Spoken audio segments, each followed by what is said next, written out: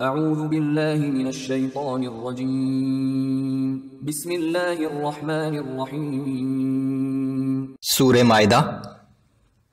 آیات نمبر 4 تا 5 میں بعض صحابہ کی طرف سے پوچھے گئے ایک سوال کے جواب میں تربیت یافتہ شکاری جانوروں سے شکار کرنے کے احکام، اہل کتاب کا کھانا اور ان کی عورتوں سے شادی کے احکام۔ اعوذ باللہ من الشیطان الرجیم یسألونک ماذا احل لهم، لوگ آپ سے دریافت کرتے ہیں کہ ان کے لیے کیا چیزیں حلال کی گئی ہیں۔ قل احل لكم الطیبات وما علمتم من الجوارح مکلبین تعلمونہن مما علمکم اللہ فَكُلُوا مِمَّا أَمْسَكْنَ عَلَيْكُمْ وَاذْكُرُوا اسْمَ اللَّهِ عَلَيْهِ وَاتَّقُوا اللَّهَ إِنَّ اللَّهَ سَرِيعُ الْحِسَابِ۔ آپ فرما دیجئے کہ تمہارے لیے سب پاکیزہ چیزیں حلال کر دی گئی ہیں، اور وہ شکاری جانور جن کو تم نے شکار پر دوڑانے کے لیے سدھایا ہو، اور جبکہ تم نے ان کو شکار کے وہ طریقے سکھا دیے ہوں جو اللہ کی دی ہوئی عقل و دانش سے تم نے بنائے ہیں، تو ایسے شکاری جانور جس شکار کو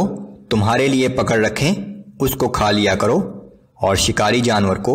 دوڑاتے وقت اللہ کا نام لے لیا کرو، اور اللہ سے ڈرتے رہو، بے شک اللہ تعالی بہت جلد حساب لینے والا ہے۔ اليوم احل لكم الطیبات آج تمہارے لیے سب پاکیزہ چیزیں حلال کر دی گئی۔ وطعام الذین اوتوا الکتاب حل لکم وطعامکم حل لهم والمحصنات من المؤمنات والمحصنات من الذین اوتوا الكتاب من قبلکم والمحصنات من الذين أوتوا الكتاب من قبلكم إذا آتيتموهن أجورهن محصنين غير مسافحين ولا متخذي أخدان۔ اور اہل کتاب کا کھانا یعنی ذبیحہ تمہارے لیے حلال ہے، اور تمہارا کھانا یعنی ذبیحہ ان کے لیے حلال ہے، اور پاک دامن عورتیں جو مسلمان ہوں، اور وہ پاک دامن عورتیں جو ان لوگوں میں سے ہوں جنہیں تم سے پہلے کتاب دی جا چکی ہے، یہ عورتیں بھی تمہارے لیے حلال ہیں، بشرطے کہ تم انہیں ان کے مہر ادا کر کے نکاح کرو اور ان کے محافظ بنو۔ محض بدکاری یا خفیہ آشنائی کرنا مقصود نہ ہو۔ وَمَن